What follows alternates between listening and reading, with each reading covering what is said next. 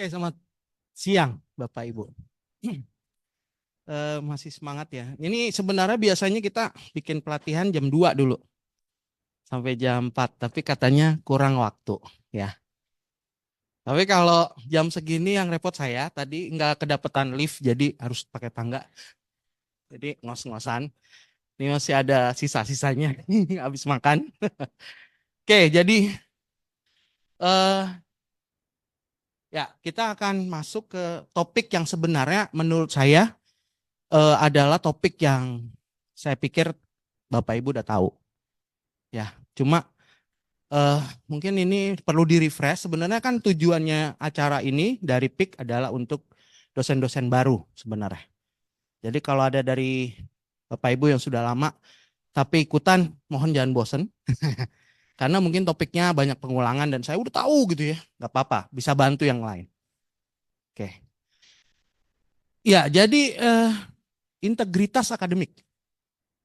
Kita akan bicarakan itu.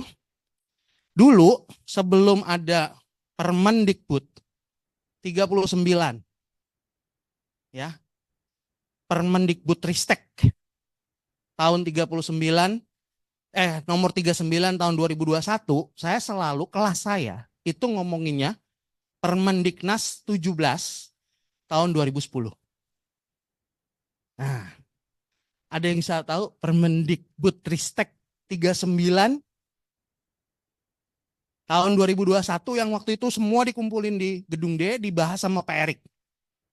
Mengenai apa? Ya, Tridharma. Oke. Secara khusus dia ngebahas masalah integritas akademik. Ya, di dalam penulisan akademik. Nah, sebenarnya ini adalah apa konversi dari yang tadi saya bilang. Permendiknas tahun nomor 17 tahun 2010 itu tentang apa, teman-teman? Ada yang tahu?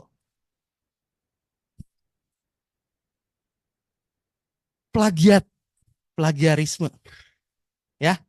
Jadi kita akan bicara banyak mengenai hal itu.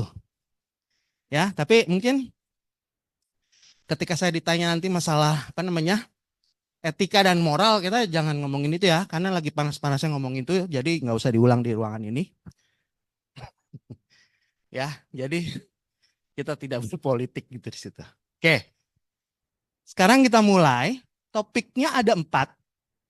Integritas akademik, kemudian apakah plagiarisme itu sama dengan similaritas?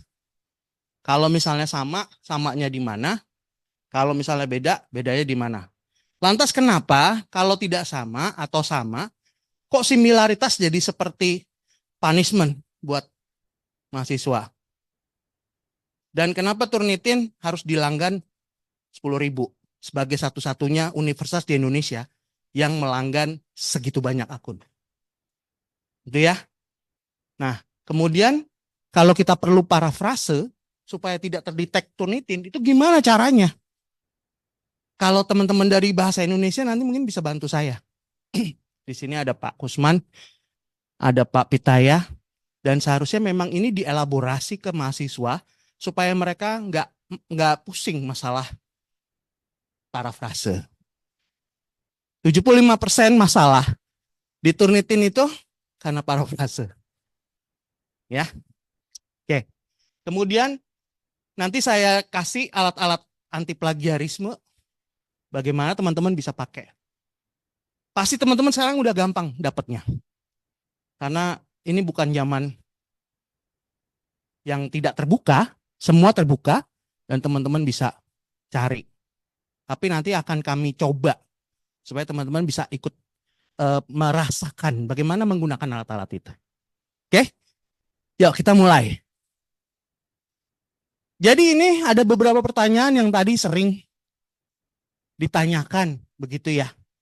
Selama saya melayani teman-teman mahasiswa dan dosen, sebenarnya samakah integritas akademik dengan plagiarisme? Samakah similaritas dengan plagiarisme? Apa saja aspek dan bentuk plagiarisme? Ya, berapa persentase similaritas yang disarankan? Ada yang Kalau similaritas tuh persentasenya ada.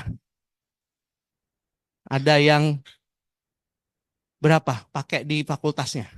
Di FPAR kita pakai berapa ya, Bu? Ya, 35. 25 di FIK. Di TC 35. 32 lah bungkus. Ya. Oh, supaya kelihatan ya. Ini lagi direkam soalnya. Waduh, oke. Ya, ada 35. Lantas kalau menurut Dikti berapa? UPH Press juga punya patokan. Ya. Oke. Kemudian kita ngomongin bagaimana kita bisa menghindari plagiarisme. Apa saja keterampilan yang perlu dimiliki seorang peneliti untuk menghasilkan tulisan ilmiah yang berintegritas. Minimal pemahaman apa yang bisa dipakai. Tentunya sesi pada saat ini tidak akan menjawab semua masalah integritas. Ya, integritas akademik. Karena itu ada bagian-bagian sendiri dan prakteknya juga berbeda-beda. Oke, tapi kita bisa mendekati ini supaya ini jadi apa ya, bisa jadi bekal buat Bapak Ibu semua. Yuk kita mulai integritas akademik. Yuk, ini beberapa, kita mulai teori dulu ya, supaya Bapak Ibu kami menyajikan semua definisi supaya nanti Bapak Ibu bisa menghubungkan definisi ini dengan kondisi di lapangan. Jadi yang pertama itu saya ambil dari ICAI ya.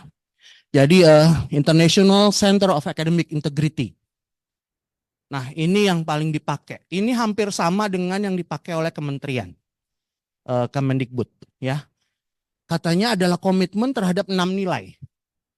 Nah, 6 nilai yang ada di sini adalah kepercayaan. Bisa nggak seseorang itu dipercaya? Ya, begitu. Percaya nggak cawe-cawe ya?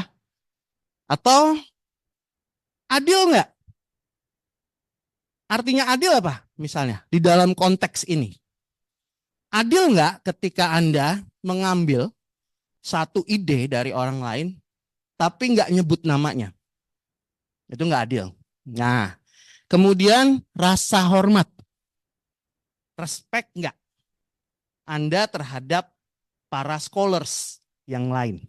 Itu juga termasuk.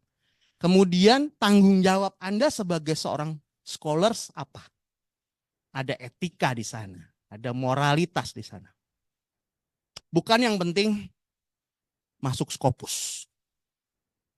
Ya, atau masuk Sinta. Tapi ada hal-hal lain yang sebenarnya melatar belakangi hal ini. Apalagi kita bicara dalam konteks kita adalah pendidikan Kristen. Ini sedang saya teliti di disertasi saya. Sebenarnya pendidikan Kristen ini ngefek nggak sih terhadap moralitas ini, terhadap integritas akademik? Nah, nanti tunggu ya jawabannya, kalau udah saya olah nanti saya kasih tahu. Jadi tinggal ngolah data nih, ya gitu. Kemudian keberanian. Keberanian itu keberanian untuk menolak ajakan untuk berbuat curang. Ya, gitu. Nah, pengertian Permendikbudristek nomor 39 tahun 2021 yang tadi saya bilang adalah ini bab 1 pasal 1 nomor 1, komitmen dalam bentuk perbuatan berdasarkan nilai-nilai luhur dalam melaksanakan kegiatan Tridharma perguruan tinggi. Ya, jadi ternyata konteksnya ditarik keluar Bapak Ibu, bukan hanya penelitian, tapi juga konteksnya terhadap Tridharma. Berarti PKM termasuk, pengajaran termasuk, ya, dan riset termasuk. Ya, begitu. Kemudian nilai integritas akademik, nah ini menurut yang sama ya, Permendikbudristek 39 tahun 2021. Selanjutnya sama, ada 6 nilai di sini yang dijadikan patokan integritas akademik, yaitu kejujuran sama ya, kemudian kepercayaan sama, keadilan sama, kehormatan sama, tanggung jawab, dan mungkin yang disebutin agak beda keteguhan hati. Kalau di situ keberanian.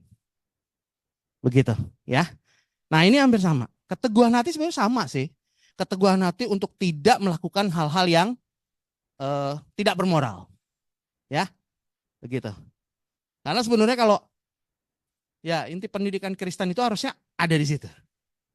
Ya, sebenarnya yang membedakan. Oke, next. Dari pemahaman yang sangat luas ini, tapi sudah memberikan kita landasan. Grand teori, landasan teori untuk kita mau bergerak. Nah, sebenarnya kenapa sih yang disebut itu kenapa harus integritas akademik? Bukan plagiarisme. Samakah plagiarisme dengan integritas akademik? Nah, untuk menjawab itu saya cuma mau ngasih tahu landasan di sini. Jadi di dalam Permendikbudristek 39 tahun 2001 bagian C itu ada kata menimbang, ada 1, 2, 3, 4. Nah, ini C-nya bilang ya bahwa Peraturan Menteri Pendidikan Nasional 17 tahun 2010 tentang pencegahan plagiarisme di perguruan tinggi sudah tidak sesuai. Ya, sudah tidak sesuai karena konteksnya melebar kemana-mana. Kalau plagiat, ya nomor 17 tahun 2010 itu adalah tindakan sengaja tidak sengaja untuk melakukan, nah itu dia, ya mengambil sepenuhnya atau setengah atau sebagian dari ide atau karya orang lain untuk nilai karya ilmiah, kredit dia bilang, ya dengan tidak tanpa dia bilang memberikan kredit secara tepat dan memadai. Itu tahun nomor 17 tahun 2010. Saya hafal kan udah ratusan kali saya kasih di training mahasiswa. Ya, mengenai itu. Nah, masalahnya itu udah out of context. Ya, tidak hanya pengambilan karya ilmiah. Bisa aja PKM. Bisa aja tridharma yang lain bentuknya. Karena itu makanya dibuatlah ini. Ini sama pembuatnya saya kenal. Ya, dia ngomong sama saya bahwa itu udah nggak dipakai lagi, Pak. Nanti kita akan mengacu ke sini. Kenapa? Karena konteksnya terlalu spesifik dan tidak bisa menjerat praktek-praktek yang lain yang ternyata lebih gawat dibanding plagiat. Tahu nggak Bapak Ibu? Kalau plagiasi yang paling banyak kasus mahasiswa apa dosen? Ya, dosen. Ya, tapi ternyata teman-teman saya di Dikti itu waktu itu kerjasama kita, dia minta waktu kita sosialisasi gitu ya, alat-alat literasi informasi begitulah. Nah itu pada bilang yang paling banyak kasus itu adalah penulisan tidak sah. Ternyata banyak banget. Gimana ada orang bisa nulis artikel jurnal dalam waktu 6 bulan itu ada 150 artikel. Itu sering. Lah gimana? Nggak mungkin setiap orang nulis mahasiswa namanya mesti masuk kok nama dia. Ya kan? Dia ngajar paralel. Semuanya bikin tugas artikel. Nama dia wajib masuk dan wajib mengutip nama dia. Dan dia harus ditaruh di penulis kedua. Gitu. Bapak Ibu jangan bandingin Polyglot ya. Polyglot tuh paling berapa sih nerbitin? Satu volume 8. Bapak Ibu tahu nggak yang fast track? Ya, kalau nerbitin satu kali terbitan volume itu bisa 30. Jadi Bapak Ibu kalau mau, ntar saya mau daftar. Boleh ditunggu. Tadinya udah dipublish, tapi ntar nambah satu tulisan. Ntar nambah satu tulisan di terbitannya. Jadi kapan ditutup gitu loh. Saya pernah ngecek, ini kayak kemarin tulisan cuma segini. Kok sekarang nambah? Kok nambah? Kok nambah? Karena bagi teman-teman yang ada prasyarat untuk menulis, itu bisa ikutan di situ. bukannya apa ya? Bukan satu jurnal yang menurut saya itu bukannya jurnal termasuk yang predator ya. Cuma metode dia ketika dia apa namanya membuat sebuah terbitan volume itu juga nggak saklek gitu loh. Kalau Polyglot kan saklek ya. Sekarang udah 3 ya? Oh belum, baru mau naik ya. Oke. Nah itu contohnya. Jadi maksud saya ini sudah tidak sesuai lagi dengan kebutuhan. Nah sekarang dia buat Permendiknas 17 tahun 2010 itu ini dia ya. Dulu kayak gini, tapi sekarang sudah dianggap tidak sesuai. Lantas gimana habis itu? Oke, next. Nah, di sini sekarang diperbaharui Bapak Ibu. Ya, di dalam Permendiknas Permendikbudristek ya 39 tahun 2021 itu sekarang ada 6 yang termasuk pelanggaran. Ya, termasuk pelanggaran. Yang pertama itu fabrikasi. Fabrikasi itu pembuatan data penelitian informasi fiktif, nggak ada data, diadadain. Itu namanya fabrikasi. Beda dari situ ada falsifikasi. Nah, kalau falsifikasi ini ada data tapi dimanipulasi. Begitu. Kemudian yang ketiga itu baru ada plagiarisme. Dan plagiarisme di sini diberi perluasan pemahaman definisinya. Pertama, mengambil karya orang lain tanpa menyebut sumber, itu yang paling basic, Bapak Ibu. Ya, tanpa menyebut sumbernya. Tapi yang kedua, itu ada menulis ulang tanpa parafrase. Tapi nggak dikasih tanda kutip. Ya. Dan walaupun menyebut sumber ini salah. Karena nggak ada batasan dari mana sampai mana yang dikutip, mana yang enggak. Nah, ini yang dipermasalahkan. Ya. Kemudian mengambil karya gagasan sendiri tanpa menyebut sumbernya. Ini self plagiarism.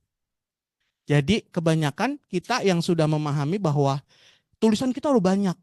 Kenapa kita harus ngutip lagi tulisan kita sendiri? Kan itu dari pikiran saya.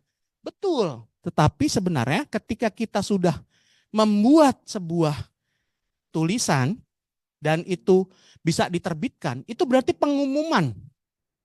Pengumuman kepada orang bahwa ini loh karya saya. Itu sebetulnya di situ ada hak klaim Bapak Ibu untuk menyatakan ini adalah hak intelektual saya. Gitu ya. Nah, ketika satu hak intelektual itu diterbitkan, itu dilindungi Bapak Ibu. Jadi ketika Bapak Ibu, walaupun Bapak Ibu adalah seorang penulis tadi, tapi ketika Bapak Ibu menyebutkan sesuatu tidak mengutip karya yang terakhir tadi Bapak Ibu sebutkan, berarti Anda sudah melanggar hak apa namanya? Intelektual Anda sendiri. Nah, di situ terjadi pelanggaran integritas akademik. Waktu itu kita ngobrol-ngobrol sama Elora mengenai hak cipta dan seterusnya. Ya, di studio itu. Nah, di situ saya ingat Bu Elora itu bilang kalau kita sudah tulis di publikasi itu dia pengumuman bahwa itu sudah hak intelektual kita. Jadi sebenarnya kalau kita udah bikin buku dipublish di mana gitu ya, itu sebetulnya udah nggak perlu lagi Bapak Ibu urus hakinya. Gitu. Makanya aneh Dikti, minta kita buat apa? Kalau udah ciptain buku itu, kita minta apa, Bu? Haki kan? Haki tahu nggak waktu dibahas sama Elora itu sebenarnya nggak tepat kalau buat buku. Gitu. Karena haki itu harus ada sebuah produk berdasarkan inovasi di dalam satu konteks industri. Nah, masalahnya kalau kita sudah pengumuman menerbitkan di satu jurnal atau penerbit, itu sebenarnya sudah hak intelektual kita sudah diumumkan. Nah, itu makanya bingung ya, jadi muter-muter di situ. Tapi karena kita ngejar JJA dan itu persyaratan dari Dikti ya udah ikutin aja lah, ya. Begitu, tapi sebenarnya di belakang itu tuh ini yang enggak. Oke. Kemudian yang keempat itu kepengarangan tidak sah. Nah, ini banyak banget terjadi. Kalau Bapak Ibu itu pengelola jurnal contohnya. Jangan sampai Bapak Ibu karena pengelola jurnal kemudian meletakkan nama Bapak Ibu itu wajib di tulisan. Gitu. Ya, karena saya yang sudah ngedit semuanya. Kan nama saya harus keluar di situ. Saya pernah dengar kasus itu loh. Saya nggak usah sebutin. Ya, tapi di UPH. Ya benar.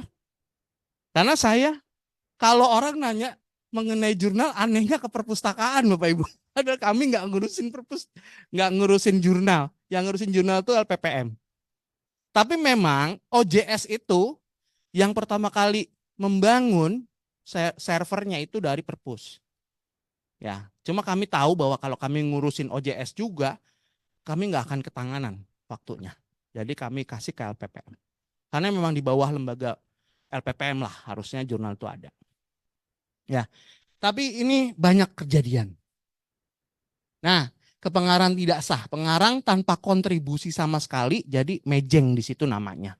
Karena dia punya jabatan. 2, menghapus pengarang yang berkontribusi. Ya, ini mahasiswa nih nggak tahu apa-apa nih topiknya apa segala macam dari saya gitu ya. Jangan sampai kalau Bapak Ibu dapat hibah bareng mahasiswa, nama mahasiswa dihapus.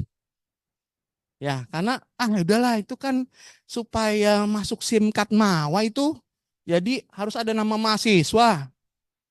Ya kan? Dia penyerta penderita gitu. Padahal semua dari saya, semua topik ini. Ya, gitu. Tapi jangan gitu ya. Kalau dia sudah masuk ya hargai. Karena ini harusnya jadi kerjasama. Nah, ini sering nih kejadian dihapus gitu ya. Dan yang ketiga itu ghostwriter. Kalau Bapak Ibu jadi pejabat, ghostwriter itu lumrah, boleh dilakukan. Kalau saya menteri, maksud saya punya waktu untuk nulis? Ya saya suruh orang nulis tentang saya. Makanya bagaimana misalnya orang-orang di dalam pemerintahan langsung punya buku. Prabowo dengan buku putih. Ada buku hitam, buku coklat, buku biru, buku dan seterusnya. Kok sempet sih seorang jenderal gitu? Yang bukan lagi S3 loh. Waktu itu saya datang ke hukum untuk apa? Graduation dan launching buku salah satu mahasiswa S3 hukum kita. Itu saya bangga karena dia nulis sendiri. Karena itu hasil disertasinya. Ya, kali itu beda. Tapi kalau ini banyak orang yang tiba-tiba keluar dengan bukunya. Kapan risetnya? Ya. Jadi ketika kami di kelas-kelas dulu di S2 pun ada juga orang yang duduk di kelas bukan orang yang mendaftar, tapi ajudannya. Bahkan ke perpustakaan kami sering kedatangan ajudan. Ya, dia nyari buku, dia ngetik. Dia itu yang nulis. Tapi nanti dibeli sebagai hak miliknya si orang yang beli tadi. Itu namanya ghostwriter. Itu boleh. Tapi dalam hal akademik itu dilarang, Pak Ibu. Ya, gitu. Karena kita harus membuktikan bahwa karya kita dalam akademik justru itu untuk pembuktian kemampuan akademis. Kalau itu dibuatin orang yang nggak ada lagi pembuktian di situ. Ada sih pembuktian. Buktinya dia bisa nyuruh orang untuk nulis. Ya gitu. Ya, tapi itu yang sering terjadi makanya dikembangin sampai sini. Ya, kepengarangan tidak sah. Terus kemudian konflik kepentingan. Karya ilmiah yang mengikuti keinginan untuk menguntungkan atau merugikan pihak tertentu. Kita bersyukur ya sesi ini ada di tengah-tengah quick count, ada di tengah-tengah kemarin riuh rendahnya pemilu ya. Dan kita seringkali dipusingkan dengan hasil-hasil survei.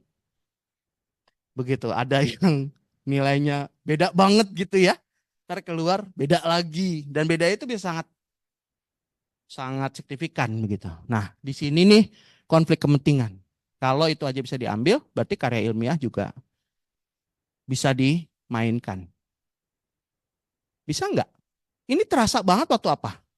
COVID, Bapak Ibu. Jadi waktu itu ada pertempuran bagaimana menemukan dalam bidang farmasi ya waktu itu ya. Bagaimana menemukan serum vaksin. Wah, itu kalau teman-teman baca ya namanya signal sinal dan terbitan-terbitan kedokteran itu setiap hari itu perang. Ada yang bilang tuh salah, langsung ditulis lagi yang benar. Ini nggak benar, harusnya gini dan seterusnya. Itu menarik ya. Jadi kadang-kadang apalagi di dalam kedokteran pun tidak lepas dari kepentingan ekonomis.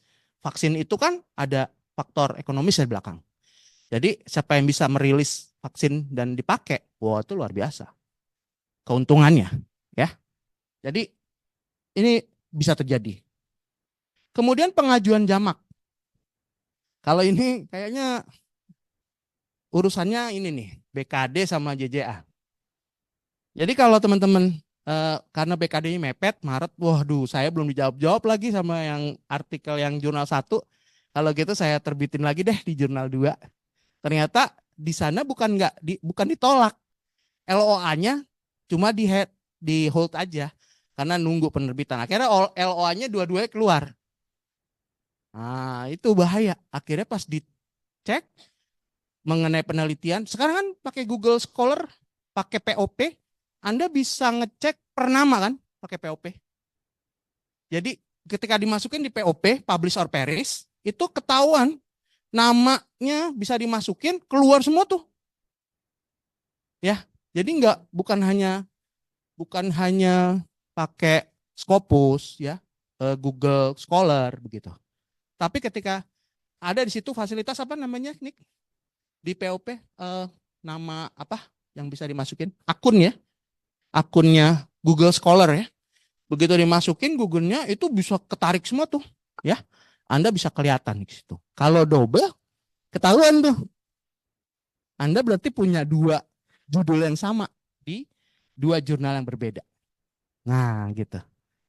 Dan biasanya itu di apa namanya jurnal-jurnal apa di dikti itu biasanya itu merupakan satu hal juga yang sangat disayangkan. Sehingga kayaknya pelanggaran itu lumayan serius ya. Oke. Jadi bisa disimpulkan integritas akademik sama plagiasi sama nggak? Kalau dari tadi. Plagiasi merupakan satu bagian dari tindakan integritas akademik. Semua unsurnya di dalam 6 poin tadi itu yang tadi ya, pelanggaran itu. Kemudian ketika kita ngelihat definisinya, tadi ada kejujuran, keadilan, kehormatan, dan seterusnya. Itu ada dilanggar semua di situ. Di dalam 6 aktivitas yang tadi. Ya, oke. Nah, itu ya, berarti plagiasi itu tidak sama, bukan satu-satunya kegiatan yang dianggap melanggar integritas akademik. Itu satu. Ya, dia termasuk di dalam salah satu kejahatan itu. Kalau takutnya, kalau Anda nanti menyempitkan itu, sehingga seolah-olah integritas akademik itu hanya diwakili oleh plagiarisme. Padahal enggak. Begitu ya. Oke, sekarang kita masuk ke plagiasi itu sama enggak dengan ini. Coba kita lihat similaritas tulisan. Nah, coba kita lihat lagi lebih detail mengenai apa sih itu plagiasi. Tadi kan kita udah tahu disebut di Permendikbud-Ristek 3921 3 ya. Tadi definisinya. Ini supaya Bapak Ibu sebagai dosen juga aware tentang definisi yang lain, dimensi yang lain. Dalam artikel saya pernah buat ini. Salah satu, ini dari penjelasan Maxwell ya. Ini ada beberapa dimensi. Terus kalau Bapak Ibu pergi ke plagiarism.org itu juga di situ akan dijelaskan macam-macam jenis plagiarism yang dikenal di luar negeri tapi tidak populer di kita. Ya, padahal itu juga ada. Nah, contohnya seperti ini. Kalau ini dari Maxwell ya, some paraphrasing itu menyalin kata demi kata ya dari sebuah sumber tanpa mengubah artinya dan tanpa menggunakan tanda kutip. Ini yang paling blatant, paling keras gitu ya. Nah itu. Ini udah pasti deh kalau nemuin ini coret, nggak lulus gitu ya. Nah, other, mengambil esai orang lain atas seizin pemiliknya tanpa menyebutkan sumbernya. Orangnya nggak ngerti kalau sumber itu diambil. Tapi ada juga loh, kenapa mesti ngomongin other plagiarism? Ada izin. Tidak ada izin. Karena menurut penelitian saya di sini, di mahasiswa sini, ada yang dengan sengaja memberikan kepada orang lain informasinya. Silahkan dipakai. Ya, silahkan dipakai. Karena mungkin kedekatan dan seterusnya. Saya nggak tahu itu berapa persen sih kecil. Tapi itu tetap aja, makanya menjadikan saya tertarik untuk meneliti integritas akademik ini. Karena ternyata di kampus ini juga terjadi begitu. Nah, jadi kalau ada mengambil esai orang lain atas seizin tanpa menyebutkan sumbernya, berarti ini dibolehkan. Tapi maksudnya sama orangnya yang diambil. Kalau sama akademik, ini tetap salah. Kemudian verbatim, menyalin kata demi kata tanpa menggunakan tanda kutip dan menyebutkan sumbernya. Nah, kalau ini menyebutkan sumbernya, oh tidak ya, dan tidak menyebutkan sumbernya, tapi tidak menggunakan tanda kutip. Ini kayaknya paling banyak. Jadi kalau Bapak Ibu mau mengutip tulisan, mendingan kalau misalnya itu bahasa Inggris, ya, jangan diterjemahkan dulu Bapak Ibu. Dikutip aja bahasa Inggris apa adanya. Baru nanti di bawah tidak perlu diterjemahkan, tapi langsung disintesiskan. Nah, ini akan jauh lebih meyakinkan orang bahwa oh, hasilnya ini. Ya, begitu. Ini saya kemarin mengedit buku WDK. Ada 21 buku yang masuk. Kemudian saya mengedit lagi dari FISIP. Buku yang memang saya edit satu-satu, saya lihat. Kebanyakan masalahnya sebetulnya itu masuk di plagiarisme banyak. Kenapa plagiarisme? Karena bukannya nyolong, kata-kata enggak. Ya. Tapi salah ketika tidak lengkap. Ya, memberikan atribut sumbernya. Jadi kita harus tambahkan lagi dan. Nah, kalau ini gini, teman-teman yang terbiasa nulis, ya, kalau WDK kemarin nih teman-teman dari TC rapi ya, naskahnya, cuma satu yang kurang. Kebiasaan dari teman-teman yang nulis dari TC, kalau ngutip nggak pernah pakai halaman, itu aja. Ya, padahal bagus sudah kutipannya lengkap gitu. Cuma sayang kalau misalnya nggak dikasih halaman, karena gini, halaman itu tidak di APA boleh tidak diberikan apabila parafrasenya mengacu kepada beberapa halaman sehingga susah untuk ditaruh halaman berapa, itu loncat-loncat. Tapi kalau itu memang ada merujuk kepada satu halaman tertentu, kasih aja supaya kita bisa lihat, oh sumber yang Anda pakai itu ternyata ada di halaman itu loh. Gitu. Yang lain yang baca jadi teredukasi juga. Kalau mau nelusur, oh ini ada di sini. Tapi halamannya ini. Gitu. Nah ini saya sebagai editor kemarin rungsing juga itu. Ketika melihat ada beberapa hal yang belum terpenuhi. Begitu. Ya. Nah jadi teman-teman dibiasakan kalau nulis pakai halaman ya. Halamannya disebutin. Itu jauh lebih enak. Apalagi ketika Anda mengambil sebuah model. Karena begini, boleh nggak kita berprasangka ini, kita bikin, oke lah orang ini baca.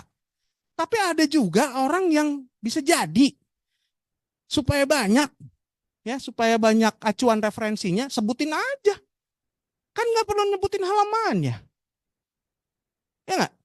Nggak perlu sebutin halamannya, taruh aja si A, si B, si C. Nanti si orang yang ngedit Nggak mungkin juga ngecek ke situ. Tapi saya cek masalahnya editor. Nah gitu.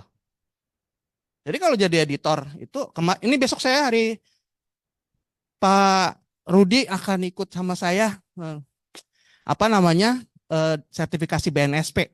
Saya ikut sebagai editor, Pak Rudi mungkin sebagai reviewer.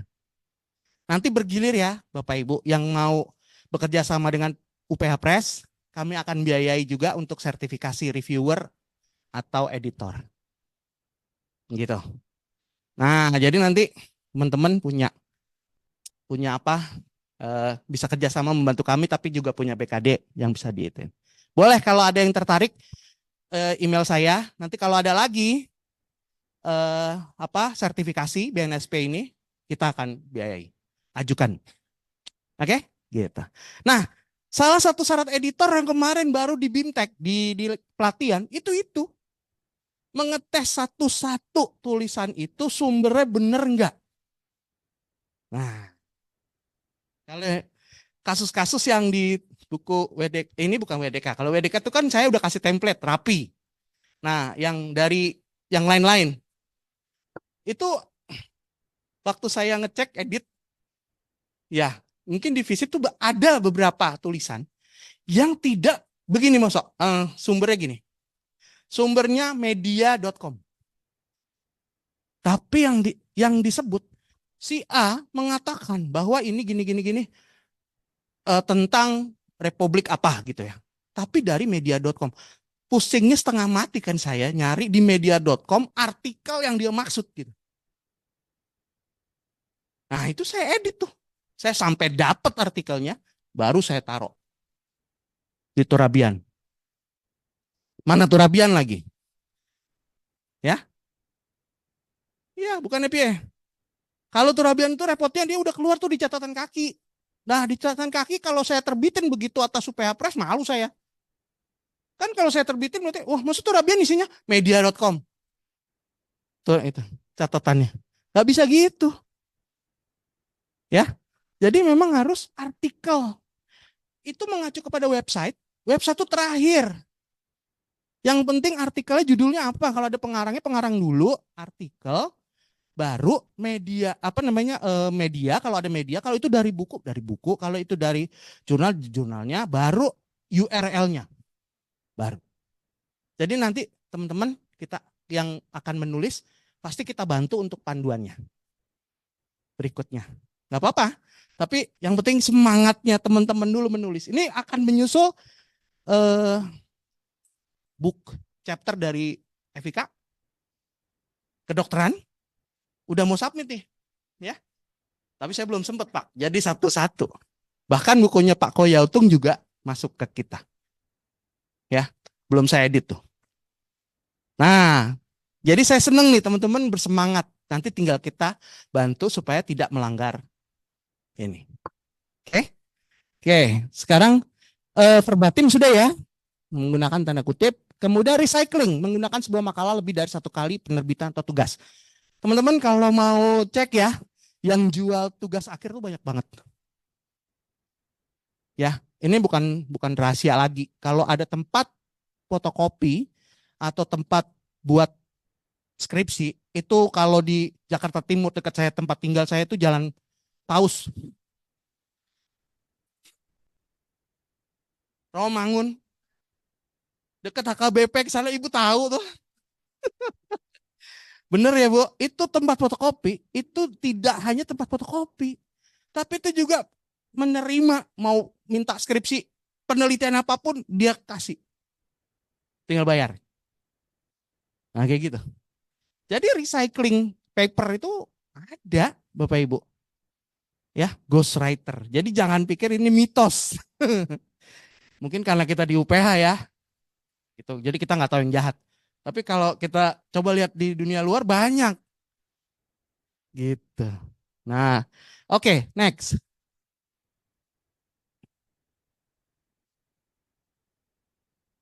Udah ya, ini ghostwriter ya. Tadi sudah kita bahas.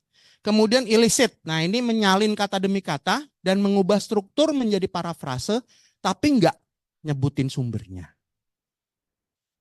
Nah, kalau teman-teman ini ada dua kemungkinan. Satu, teman-teman sudah memparafrase, ya, ngubah dikit-dikit, tapi nggak sebutin sumber. Berarti seolah-olah punya kita, padahal bukan. Sekarang godaan untuk bisa membuat ini paling gampang dengan apa? ChatGPT. Iya kan? Nah itu, ya. Nanti kita lihat. Sampai Turnitin aja sekarang nggak sanggup, ya, belum sanggup untuk ngelawan itu AI, ya. Kemudian, nah ini yang pertama, parafrase tapi nggak itu. Kedua, parafrase terlalu mirip, Bapak Ibu. Itu juga kena, ya. Parafrase dikasih, tapi mirip banget sama aslinya. Cuma bedain kata dan, sebagian, dan seterusnya. Itu kena itu. Kalau diturnitin pasti merah, ya, gitu. Oke.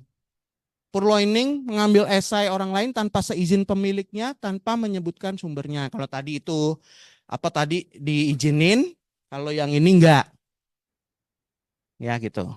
Jadi bisa ngesu orangnya, ya. Dah, kalau secondary source itu menggunakan sumber sekunder dari preferensi sebuah artikel. Ini kayak sering nih. Terjadi pada mahasiswa, atau kita juga pernah mengalami itu. Jadi sebenarnya teknik untuk mencari referensi itu adalah hal yang penting. Kenapa? Kalau kita nulis grand teori, profesor kita selalu bilang, bukunya dari yang asli. Siapa yang pertama kali ngomong masalah itu? Cari. Gimana cara nyarinya? Kan susah. Ya kan? Susah kan? Nah, caranya adalah tekniknya salah satu snowball. Snowballing itu caranya, satu ambil artikel, kita lihat tentang si grand teori yang kita mau cari. Nanti kan orang itu pasti kalau berkualitas ya, dari jurnal berkualitas, pasti ada disebutin sumber pertamanya. Baru kita lihat di bawah, tapi bukan kita kutip begitu aja yang di bawah. Nah ini yang suka salah. Kita mesti cari sampai dapat sumber itu. Ya teman-teman, cari bukunya. Bahkan saya, The Republic of Plato, saya harus cari bukunya aslinya. Untuk Pak Peter tahu. Ya gimana Pak? Untuk membuka komunikasi pengetahuan tentang pendidikan. Karena itu ditarik mulai dari Plato punya Socrates. Jadi saya harus tarik ke sana. Saya harus punya bukunya Republic of Plato. Jadi saya harus baca tuh bukunya. Cari susah. Tapi dapetnya gimana? Pakai snowball. Akhirnya ada si penulis yang kasih tahu ini sumbernya, metadatanya, sehingga saya bisa cari. Tapi kalau saya nggak dapat itu susah carinya. Plato apa gitu, bukunya kadang-kadang nggak ada. Nah akhirnya dapat, puji Tuhan, gitu ya. Nah tapi ada yang males, yang merasa sudah saya menyerah saja. Akhirnya yang di referensi itu disebut sebagai sumber utama, ya kan? Gak ada yang tahu, ya kan? Kayak supir bajai, kalau mau belok hanya dia sama Tuhan yang tahu, kan gitu. Iya, jadi kalau itu yang tahu kan cuma dia, ya kan? Kalau yang baca ntar, wah, apalagi referensinya 150, 200, ini masa satu-satu dilihat. Nah gitu, tapi itulah integritas, makanya tadi ada kejujuran, moralitas, dan seluruhnya. Jadi kalau nggak ada itu, ya susah, kita nggak bisa ngomong. Ya, jadi teman-teman banyak orang kejeblos di sini, yang referensi ini. Ya, kalau itu sumber sekunder, jujurlah bilang, si A dalam si B. Gitu. Tapi kalau memang bisa temuin, ya temukan. Gitu. Ya, gitu sih. Ya, mahasiswa biasanya nih paling males nih, mahasiswa saya. Nih, saya ngajar metodologi kan di EPAR. Ketika udah bikin paper, sekunder, saya tegur gitu, cari. Susah Pak dapatnya. Orang itu udah tahun-tahun kuno gitu ya misalnya. Ya kan dibatasin waktunya 10 ini. Iya, tapi kan kalau dengan teori-teori oke lah kalau masih dapat. Tapi dia tuh nggak susah aja, males nyarinya. Apalagi yang buku-buku tua gitu. Kalau buku-buku yang sekarang-sekarang kan harus dapat. Ya, begitu. Nah, ini. Oke, jadi di sini ya, teman-teman, banyak yang. Oke, next. Nah, missing bibliografi, jumlah sumber yang dipergunakan sebagai kutipan di dalam teks tidak sama dengan jumlah sumber dalam daftar pustaka. Kemarin kita berdebat tuh di pelatihan editor itu. Dan itu ada perbedaan besar antara bibliografi, daftar pustaka itu bibliografi sama dengan reference. Ya, gitu. Jadi kalau misalnya di dalam penulisan artikel itu yang digunakan memang referensi. Jadi apa yang ada di dalam di teks disebut itu harus keluar tuh di referensinya. Kalau enggak plagiat. Ya. Tapi kalau di buku boleh menggunakan bibliografi. Bedanya apa? Karena kalau bibliografi, daftar pustaka itu tidak harus yang dikutip, tapi semua karya yang berkontribusi membangun tulisan kita. Misalnya, untuk menulis sesuatu, kita baca buku, bagus nih. Ada satu buku yang bagus, metode pembelajaran. Tapi kita nggak kutip, gitu. Nah, buku itu bisa dimasukkan di dalam bibliografi. Tapi tidak harus dikutip di dalamnya. Gitu. Makanya ada perbedaan antara bibliografi dengan reference. Ya. Oke. Incomplete bibliografi. Nah, kalau yang tadi ini nggak lengkap antara yang ditulis dengan yang direferensi, yang terakhir incomplete bibliografi ini tidak dicantumkan secara lengkap. Nah, ini kejadian juga pas saya ngedit buku-buku WDK sama itu. Jadi saya bersyukur juga jadi editor ya. Saya bisa melihat juga kasus-kasus dan saya bisa bagikan ke teman-teman supaya ini tidak terjadi lagi. Ya, gitu. Jadi banyak yang karena nggak tahu APA itu disusun seperti apa. Minimal Bapak Ibu kalau dosen harus tahu dua. Bagaimana membangun turabian atau APA. Kalau di bagian nursing, Vancouver. Enggak ya? Oh, kalau kedokteran Vancouver tuh wajib. Ya, Vancouver. Dia pakai kurung, nanti di belakang, endnotes. Begitu. Nah, tapi minimal bagi teman-teman sosial sama ini, turabian sama APA itu wajib tahu modelnya. Gitu. Jadi kalau teman-teman langsung ngelihat daftar pustaka, udah langsung tahu ini pasti bukan buku, ini bukan buku, ini jurnal, dan seterusnya. Langsung identifikasi. Gitu ya. Nah, itu kalau kemarin saya banyak yang tidak lengkap. Kadang-kadang ini jurnal, tapi nggak ada volumenya. Nggak ada volumenya, nggak ada halamannya. Saya bingung, apa benar? Ini maksud saya apa? Ini saya percaya loh, ini yang nulis dosen. Jadi saya nggak mungkin mengira bahwa tidak ada sumbernya, tidak ada volumenya. Tapi ternyata saya masuk ke OJS-nya, saya tuh sampai gitu, saya balik lagi ke OJS-nya, saya kecek lagi itu artikelnya, ada kok volumenya. Tuh kerja kayak gitu tuh lama juga ya ternyata. Sampai saya liburan Natalan tuh kerjain itu tuh dari rumah. Gitu ya. Ya menarik sih. Saya kalau udah kerjain editing itu jadi terus aja pingin tahu ini. Jadi nggak bisa stop gitu. Ya udah seneng gitu. Nah ini salah satu yang sering tergoda salah tuh di sini. Incomplete. Jadi kalau Bapak Ibu mau menulis, jangan pikir untuk mensubmit satu di artikel jurnal itu karena susah, karena ini berkelas, jadi Anda nggak bisa masuk. Bukan di situ kebanyakan masalahnya. Tapi karena Anda tidak menulis dengan menggunakan gaya selingkung yang benar. Itu saja 60% udah men-reject Anda. Nih tanya si ini polyglot, ya kan? Nah, Robert kan bagian yang nerima artikel tuh. Ntar dilihat gitu kan. Kalau udah salah-salah, itu baru itu ya salahnya. Belum kalau typo. Walah, capeknya. Itu irritated banget kalau udah tiponya lebih dari 10 di satu halaman. Gitu. Nah, udah reject aja deh gitu. Nah, udah.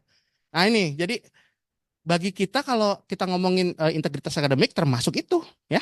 Oke, lanjut. Apa itu similarity index? Nah, teman-teman tahu similarity index. Jadi kata penerbit itu similarity index adalah kesamaan tulisan yang dinyatakan plagiat. Dia ngomongnya langsung enak aja gitu. Kesamaan langsung diomongin dinyatakan plagiat. Tapi kalau di sini definisi perguruan tinggi similarity index adalah tingkat kemiripan karya ilmiah yang disusun oleh penulis, ya singkatnya siapapun itu dosen, tenaga itu, dan terhadap apa? Karya ilmiah orang lain. Oh, terhadap dengan karya ilmiah yang telah disusun sebelumnya oleh dosen tenaga pendidikan yang bersangkutan maupun karya ilmiah orang lain. Dia tidak pernah menyebutkan di sini plagiat. Jadi pertama kali SKR rektor kita sama Pak Rianto mengusulkan diterbitkan nomor 6 kalau nggak salah tahun 2019, itu keributan banyak terjadi ketika kita ngomongin dua hal. Satu, kita ngelanggan Turnitin. Dan itu diimplementasikan wajib ke seluruh FLA waktu itu pertama kali. FLA yang, karena kan FLA ada seluruhnya ya Pak Kusman ya. Nah itu harus pakai itu dicek tuh dulu. Makanya langsung beli 5.000 Pak. Karena itu. Yang kedua yang paling bikin repot apa waktu itu? Unggah mandiri. Ya, karena itu SKR-nya keluar bersamaan. Nah itu rejection dari prodi-prodi. Ah, menyusahkan. Ini untuk panis ya, untuk panis. Pertama kali langsung dia omongin apa? Berapa sih Pak similaritas yang diterima? Berapa sih Pak yang diterima? Langsung semuanya debatnya ke situ. Semuanya ngomong similaritas tuh plagiat Pak. Kalau ini gede plagiat tuh. Kita menolak itu. Ya, jadi pembelian apa tadi Turnitin di UPH bukan untuk menjelaskan bahwa seseorang itu plagiat atau enggak. Tapi apakah ini tujuannya bagus ya? Kita berdua waktu itu diskusi sama Pak Rektor, sama Provos gitu ya. Jadi tujuannya buat writing education. Supaya dari awal mahasiswa masuk sini udah tahu, oh ada pagar-pagarnya untuk menulis. Makanya di FLA dulu Pak, itu penting banget waktu itu dan berhasil kelihatannya. Naik, itu jadi lebih bersih. Begitu ya. Nah, jadi ini udah beda nih kalau pandangannya penerbit sama ini. Ya. Jadi jelas bahwa Turnitin itu bukan alat untuk punishment plagiarisme ya. Okay, next. Nah, ini saya eksperimen waktu mau kasih materi ini. Ya. Saya coba penasaran pakai Turnitin kita. Saya buat satu file, terus saya copy filenya. Yang satu saya taruhin penulisan citasinya menggunakan Mendeley, yang satu saya diemin. Nggak pakai Mendeley, tapi saya ketik APA. Yang satu pakai Mendeley, tapi pakai Turabian. Ibu tahu ya, Turabian tuh nanti akan ada catatan kakinya itu. Ya, catatan kaki. Kemudian penulisan citasi itu menggunakan APA, yang satu Turabian, yang satu menggunakan kata daftar pustaka, yang satu referensi. Katanya karena kalau dulu kalau pakai daftar pustaka itu bawahnya kena. Tapi kalau pakai referensi algoritmanya tahu bahwa bawahnya itu adalah referensi. Makanya saya buktiin. Satu pakai daftar pustaka, satu pakai referensi. Kemudian penggunaan pasal sama teks Alkitab saya taruh di situ. Biasanya yang paling banyak kena itu pasal sama Alkitab, ayat. Karena itu berulang-ulang dikutip. Toh. Nah, terus kemudian pengecualian kecocokan yang saya isi 20. Paham ya ini ya, tahu ya. Kalau Anda mau Turnitin, bikin satu Turnitin buat mahasiswa, Anda harus ngisikan kotak. Boleh diisi kata, boleh diisi persentase. Ya. Nah, dikti biasanya pakai persentasenya 1-3%. Dan kalau itu diisi kata, itu kemarin juga dari kita pelatihan, biasanya diisi 15-20. Karena sebenarnya kalimat yang paling ideal itu terdiri antara 15-20 kata. Kalau udah lebih pendek dari itu, atau lebih panjang dari itu, berarti kalimatnya kebetulan mungkin udah nggak ideal lagi. Makanya diisi ini 20. Jadi kalau satu kalimat itu bersinggungan 20 kata yang sama itu semuanya sama, Itu baru dihitung. Begitu. Nah, ini boleh dipakai Bapak Ibu kalau nanti ngisi Turnitin, ya. Oke, hasilnya. Nah, hasilnya ya dari yang sama ini, penulisan yang pertama, penulisan citasi manual ini berpengaruh. Menggunakan Mendeley atau tidak itu berpengaruh. Yang ini pakai Mendeley ternyata saya ini baru sekali ini saya cek ya, saya bandingin. Oh, ternyata Mendeley ini bersih, nggak ada yang kena. Untuk referensinya di teks ya. Tapi kalau di sini di teks tuh ada 2 yang kena. Ya, nggak pakai Mendeley. Ternyata bener juga ya, gitu. Nggak percuma diajarin Mendeley kan. Capek-capek gitu kita ngajarin Mendeley kan. Ternyata ada gunanya juga kan gitu. Kedua, penulisan sitasi menggunakan EPA itu aman. Tapi ini yang pakai Turabian, semua catatan kakinya terdeteksi. Ini sesuai dengan keluhan-keluhan teman-teman yang lagi disertasi. Kalau di DRM saya nggak tahu pakai apa. Pakai EPA ya? EPA kan? Aman, makanya ibu kan nggak komplain saya. Coba yang di UKI temen seperjuangan saya komplain, Pak, saya catatan kakinya merah semua diturnitin. Waduh, bener nih. Sangkanya saya coba, bener ternyata. Turnitin tidak mengenali catatan kaki, dia hanya mengenali referensi yang di akhir. Bersih. Begitu. Jadi nggak apa-apa ya kalau teman-teman kena yang Turabian, nggak usah kaget.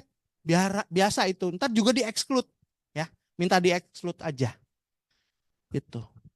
Ya, kemudian menggunakan daftar pustaka dengan menggunakan kata referensi tidak ada perbedaannya. Semua sama-sama tidak terdeteksi. Aman. Karena waktu itu saya ngomong sama petingginya Turnitin. Temen juga ya, sering ngasih literasi informasi itu. Ini kok berubah? Iya Pak, itu algoritmanya dari sana. Karena dia cuma kenal bahasa Inggris, reference gitu.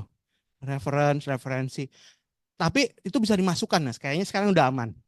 Ya, jadi daftar pustaka boleh ditaruh. Nah, kemudian eh, penulisan pasal teks hukum dan Alkitab ini terdeteksi. Persis seperti yang kita kira. Karena udah dipikir ini sering kali dipakai. Ya. Tapi kalau di sini pakai Mendeley enggak. Ini yang dari pengalaman saya loh ya. Nanti kalau teman-teman pakai dan hasilnya lain ya enggak apa-apa, beda. Ya. Ini karena filenya sama persis. Tulisannya sama persis, yang satu saya kasih Mendeley, yang satu enggak gitu. Nah, supaya tahu bedanya. Kemudian pengecualian kecocokan kecil tidak diisi tadi ya. Kotak itu kan nggak diisi, yang satu diisi 20. Ternyata nggak ngefek. Karena apa? Catatan kakinya udah ke highlight semua. Jadi yang ini 37%, yang itu cuma 21. Jadi saya usulkan kalau pakai EPA, kecocokan itu tetap diisi 20%, pasti hasilnya kecil. 20 kata, sorry bukan persen. Kalau persen itu 1-3%. Oke, next. Berapa sekarang similaritas? Berarti kesimpulannya similaritas indeks tidak sama dengan plagiarisme. Belum tentu orang yang hasilnya bagus, ya, memenuhi syarat, itu tidak plagiat. Ya, bisa, malah dia mungkin plagiat tapi nggak kedetek. Gitu. Ya. Oke.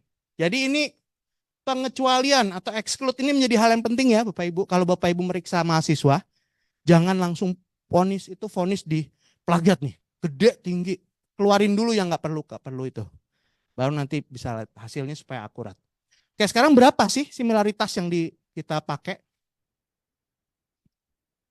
Nah, kalau Bapak Ibu melihat mengacu ke PO4 tahun 2019, ya ini dari Dikti sendiri, ya halaman 25 itu bilangnya maksimal 25%. Tapi kemarin waktu training buku itu bolehnya hanya 24. Batasnya 24 kata Dikti. Tapi saya cari-cari teksnya nggak ketemu. Cuma ketemu yang ini. Dan kecocokan kecil kalimat diisi 3%. Ini dengan 3%. Ya. Jadi ini buat patokan kita ya, pengelola jurnal dan seterusnya. Bahwa kalau nanti nerima artikel jurnal, dites dulu Turnitinnya. Kalau bisa. Biasanya dites nggak, Robert? Oh, perbedaan ini ada nggak? 3% sama mungkin aja dia nggak pakai persen. Nggak tahu kan? Makanya harus dicoba lagi kan? Oke. Jadi teman-teman pengelola jurnal gitu ya. Nanti kalau mau submit, pastikan dulu di bawah 25%.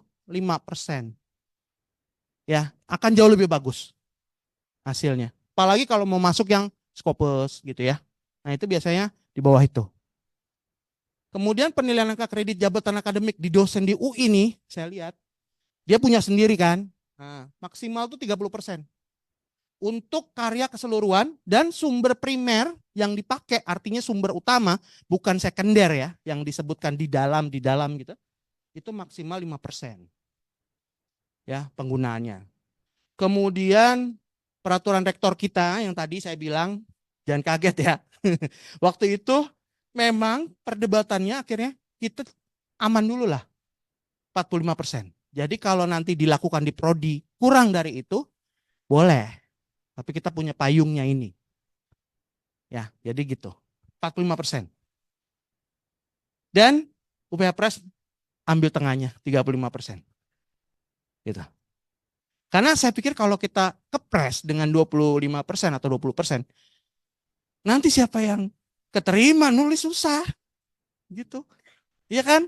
Apalagi penulis tunggal loh. Penulis tunggal itu berapa bab? Ada 12 bab, semua dimasukin di Turnitin totalnya. Buku loh, ini bukan jurnal. Kalau jurnal kan cuma berapa halaman. Kalau nulis naskah paling 20, 15 halaman lah paling banyak. Oke lah. Tapi kalau buku tunggal gimana? Ya, buku tunggal ini memang menarik ya. Karena apa? Bagi teman-teman yang mau naik jenjang cepat itu, kalau buku tunggal diterima kan poinnya 40. Ya, gede banget. Jadi teman-teman ayo nulis.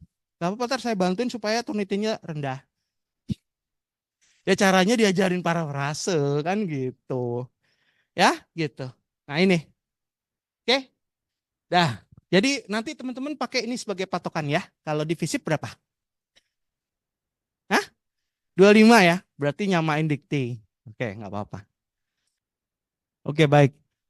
Saat ini Pak Dian, semua pengelola terbitan akademis hanya masih menggunakan yang paling bisa diandalkan itu cuma Turnitin. Dan Turnitin itu bisa mendeteksi AI, diklaim bisa mendeteksi AI itu baru tahun berapa sih? Ya tahun lalu. Tapi langganannya nggak bisa langganan Turnitin sebagai detektor doang. Ya, jadi pakai yang namanya Feedback Studio, FST. Nah tadi saya tanya pagi, kemarin saya tanya Pak Rianto, kita pakai FST enggak? Ya, Feedback Studio. Ternyata enggak. Kita masih hanya detection. Karena kalau FST itu nanti keluar lagi, kalau Bapak udah pernah ngecek, ya, kan hanya keluar merah tuh sebelah kanan. Ya, itu berapa gitu. Misalnya 30%. Kalau ini ada tambahannya. Tambahannya AI. Ada. Nanti dia ketahuan berapa yang AI.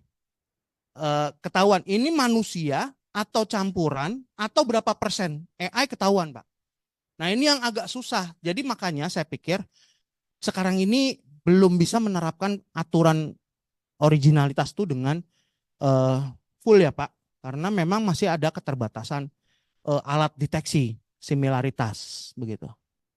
Ya, kalau misalnya orangnya nggak jujur gimana kalau di Jerman? Bisa sih, biasanya kita selalu ada Pak. Kalau di UPH Press tuh kalau ada penulis mau masuk ke bukunya, pasti ada pernyataan originalitas.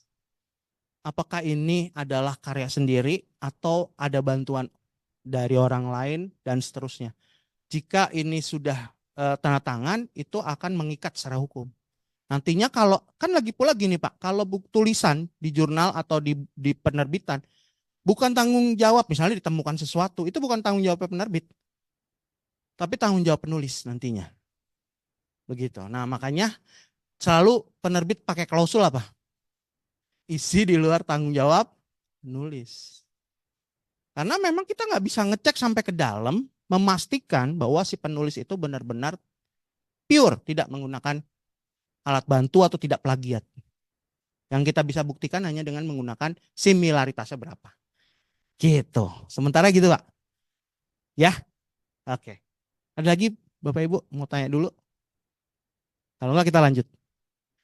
Ya, ini jadi udah nggak ada lagi ya perdebatan berapa persen. Oh ya Pak Kusman. Sudah diarahkan. Oh, baik. Nah, apakah kalau sekarang itu sudah diarahkan untuk semua jenis kutipan itu berarti harus diparafrase, berarti dijadikan kutipan tak langsung gitu. Apakah begitu? Oke, ini kalau pertanyaan dari dosen bahasa Indonesia ngeri ya. Ntar saya dikira so tahu lagi kan gitu.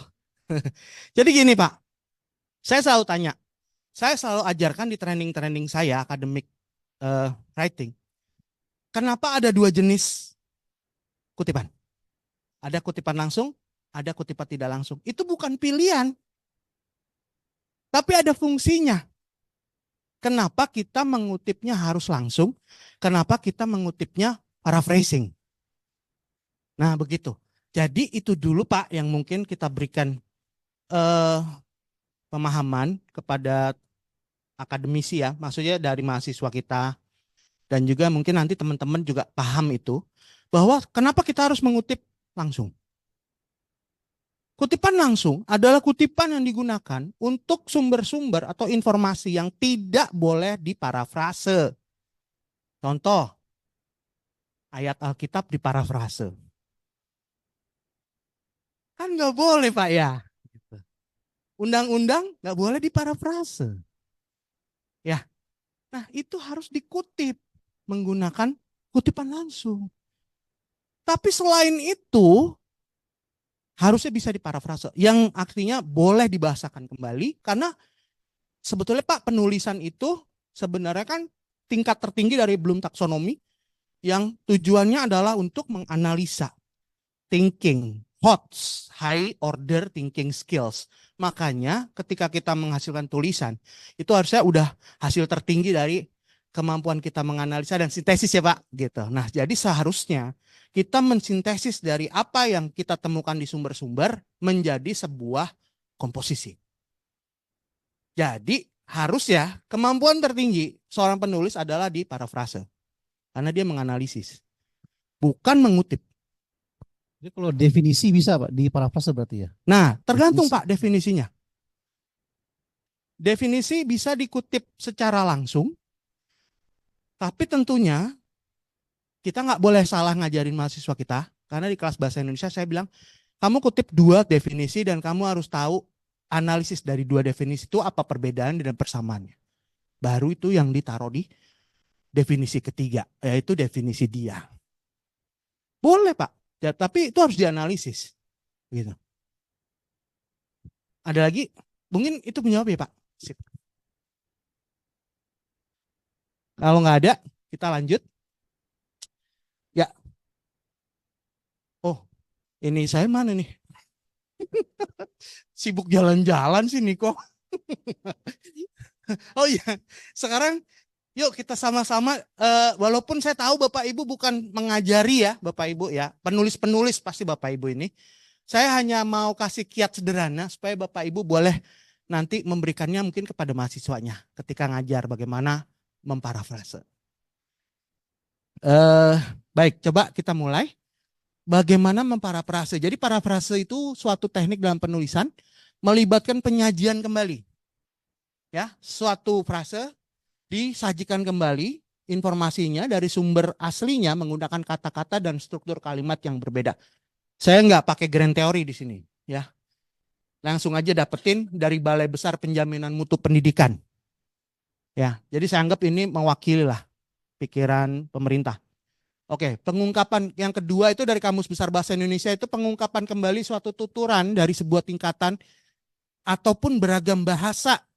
Jadi bisa bahasa Indonesia, Inggris dan seterusnya diterjemahkan menjadi satu komposisi baru tanpa mengubah pengertian aslinya. Itulah parafrase. Nah, sekarang gimana caranya? Coba kita lihat. Beberapa prinsip parafrase. Yang pertama, saya tuh punya rumus di buku saya yang saya tulis itu tulis, baca, tutup, tulis. Simple kan gitu. Jadi gampang ingatnya. Nah, ternyata ini ada di belakangnya itu nanti kita lihat ada teori strategi kognitifnya. Begitu ya. Nah, pahami makna aslinya, baca berulang kali. Kemudian catat kata kuncinya. Nah, sampai dibaca berulang kali mahasiswa nggak problem. Tapi berkali-kali saya ngajar di kelas mahasiswa. Begitu udah sampai catat kata kuncinya. Kagak ngerti, semua dicatat. Iya enggak, Bu? Karena dia nggak bisa bedain mana sih kata kuncinya. Dia nggak ngerti. Itu ya. Nah, kemudian bahasakan kembali. Kalau hanya membahasakan kembali dari kata kunci, pasti nggak sama dengan hasil yang pertama. Ya, ubah struktur kalimat, gunakan sinonim, bisa lihat thesaurus. Gaya penulisan, bisa konsisten, formal, akademis, dan seterusnya. Berikan kredit. Jangan lupa Bu, ini Bapak Ibu, kredit. Penting. Parafrase itu salah satu yang membuktikan itu penting. Itu parafrase itu legal atau enggak, itu ada sumbernya. Nah gitu ya. Oke, kita coba next. Saya persempit lagi. Melakukan parafrase dengan prinsip batulis. Yuk kita cek satu. Baca. Ini saya simplify buat Bapak Ibu. Jadi kalau baca itu apa sih? Scanning. Scan aja parafrase itu. Cari kata kuncinya. Mengidentifikasi kata kuncinya. Nanti kita bahas kata kunci itu apa sih. Kemudian setelah dibaca, selesai. Nah, proses tutup itu mereview hasil keywordingnya. Setelah tadi kata kuncinya ada, itu diinventarisasi. Mana yang prime priority, secondary priority, dan seterusnya. Mana yang harus tampil, mana yang enggak. Baru ditutup teksnya. Nah, kalau kita ngomong SQ3R, ada model membaca S, survey, question, reading, recite, review, atau PQ, PR, itu selalu ada tutup. Malah dibilang, ini strategi kognitifnya, jangan langsung di parafrase saat itu juga. Kalau bisa, ambil kopi dulu kayak apa segala macam. Maksudnya apa? Supaya kita, karena masih ada, pasti tertinggal di sini, record, catatan yang terekam di otak kita tentang tulisan yang awal. Jadi kalau bisa jangan langsung. Begitu. Ya. Kita coba lihat dulu baru nanti kita buat. Nah, itu paling manjur. Tapi kalau nggak bisa ya sudah. Buat kalimat baru berdasarkan kata kunci ini udah sangat membantu. Review tulisan untuk kejelasan dan kelengkapan. Apakah ini sudah memasuki syarat dan apa belum? Itu saja. Simple kok. Ya. Dan saya belum pernah bisa dikalahkan Turnitin untuk dengan cara ini. Ya. Gitu. Kalau kita mau semua tulisan kita di bawah 10%, terapin ini. Pasti Turnitinnya nggak mungkin lebih dari 10%. 5-7% gitu. Ya, oke. Next. Ya, tulis sudah tadi. Nah, sekarang kita cek satu-satu ya.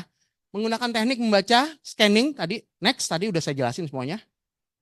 Nah, menemukan kata kunci kalimat. Sekarang kata kunci kalimat itu nanti teman-teman yang dari bahasa Indonesia nih Pak Pitaya sama Pak Kusman boleh bantu saya. Kata kunci atau keywords merujuk pada kata atau frasa kunci yang secara representatif mencerminkan pokok atau bisa jadi pokok-pokok pikiran atau isi utama dari kalimat. Ya. Bukan ide kalimat sih, bukan kalimat utama gitu, bukan ide kalimat utama, tapi itu yang membangun sebuah kalimat di yang mau kita parafrase. Nah, saya permudah. Biasanya kata kunci ini memudahkan pembaca untuk mencari informasi dengan mesin pencari. Ini biasanya kata kunci ini diambil untuk cari di browser. Nah, jadi gitu. Kalau itu kira-kira yang mau kita cari, catat aja. Ya, oke, next. Cara mengidentifikasi kata kunci, pertama baca. Tandai kata-kata penting yang esensial menyusun kalimat tersebut, ya dikasih merah atau apa. Kemudian di recheck, apakah semua kata kunci sudah teridentifikasi dengan memperhatikan, nah ini. Apa saja yang penting di dalam satu paragraf yang kita mau parafrase, jangan terjebak pada bagusnya kata-kata. Karena kalau kita udah lihat penulis bagus, itu kelihatannya kata-katanya penting semua buat kita ambil. Dan jangan salah, mahasiswa itu seringkali mementingkan pengambilan kata-kata supaya kelihatan bagus. Sehingga akhirnya kebanyakan mahasiswa ngambil semuanya, ya. Tapi kalau kita lihat, batasi aja dengan 3 hal ini sudah sangat membantu teman-teman. Kalau saya lagi parafrase, satu, data angka ada nggak? Kalau ada data angka, tahun, persentase, jumlah ukuran, itu yang paling ditekankan dari bagian itu. Jadi itu yang dicatat. Ya, setelah ini ya, Bu. Bentar ya. Oke. Kemudian rincian, aspek, faktor, dimensi, indikator. Ada nggak? Ya. Kemudian katanya mewakili alur sebuah proses. Pertama, kedua, awal, selanjutnya. Itu biasanya kata-kata kunci tuh. Untuk menunjukkan hal-hal yang penting. Nah, kalau kita udah bisa mendeteksi 3 hal itu, udah mudah kata kuncinya. Udah ya. Kemudian reduksi. Kata-kata kunci ada yang bukan prioritas, karena tanpa itu keluar pun kita udah tahu konteksnya. Jadi itu direduksi. Kemudian tambahkan kata kunci yang belum dicakup atau tercatat. Ya, oke. Sampai sini dulu, sampai selesai supaya gampang. Yuk next, supaya enggak ini. Nah, ini contoh aja. Menemukan kata kunci kalimat. Pertama, ini kalimatnya.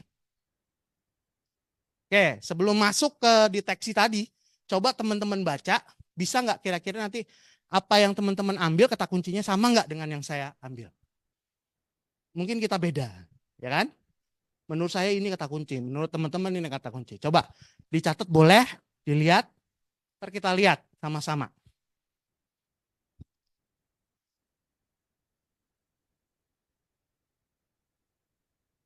Karena kalau teman-teman mengutip ini kan dari Permendiknas tadi, ya, nomor 17 tahun 2010. Ini harus ditulis seperti apa adanya, karena ini kan Permendiknas. Tapi ketika nanti Anda harus menganalisis dari ini, apa saja sih yang paling penting? Nah, itulah di situ yang akan membedakan parafrase Anda nanti, ya. Oke, sudah? Bulan misalnya siap. PIC saya ini. Oke, sekarang next. Kita lihat apa saja menurut saya itu yang penting. Yang pertama pasti mengenai plagiat. Kedua, ada yang disengaja dan ada yang tidak disengaja loh plagiat itu. Berarti enggak semua asumsi mengatakan bahwa plagiarisme itu disengaja. Bisa jadi itu karena kesalahan dosennya. Enggak pernah ngajarin batas-batas plagiarisme itu apa aja enggak boleh. Jadi dia melakukan sesuatu yang dia tidak tahu kalau itu ternyata di luar batas academic writing gitu ya, kejujuran akademik. Kedua itu, nah ini, memperoleh kredit nilai dalam suatu karya ilmiah. Sementara kita masukin dulu. Mengutip sebagian atau seluruh. Nah, banyak orang, ini penting nggak? Penting, karena plagiat itu dibilang kalau dia ngutipnya cuma 1 kata atau 2 kata, itu plagiat bukan? Gitu kan? Nah, sebagian atau seluruh karya tanpa tepat dan memadai. Bagi saya itu. Oke, sekarang coba next. Nah, kata kunci yang penting jadi tadi udah diinventarisasi. Ada plagiat, sengaja atau tidak sengaja, kredit atau nilai, karya ilmiah, sebagian atau seluruh karya tanpa tepat dan memadai. Ya, gitu. Sekarang, konteksnya yang kedua, prioritas kedua kenapa? Kredit atau nilai. Kita kan udah tahu, pasti penulisan ilmiah itu akan mendatangkan kredit atau nilai. Kalau enggak, mana mungkin ada plagiat. Ya. Berarti ini ada apa enggak? Saya pikir enggak apa-apa, enggak mengubah. Karya ilmiah, udah pasti konteksnya yang kita ngomongin karya ilmiah. Gitu ya, di sini. Nah, jadi next. Bisa direduksi menjadi ini. Kemudian dari reduksi ini, kita bisa bangun kalimat kita. Membaca kata kunci yang telah ditetapkan, menutup naskah, memberikan jeda waktu, kemudian selesai. Next. Nah, tulis adalah prinsip menulis dalam metode ini membangun kalimat efektif, menggunakan variasi kalimat, melakukan citasi teks, dan melakukan review akhir. Oke, next. Saya kayaknya nggak saya kasih hasil akhirnya supaya teman-teman sendiri yang bangun di situ. Ya, oke. Sekarang sebelum kita masuk ke latihan, break dulu. Kata Bu Resti ini break ya Bu. Oke.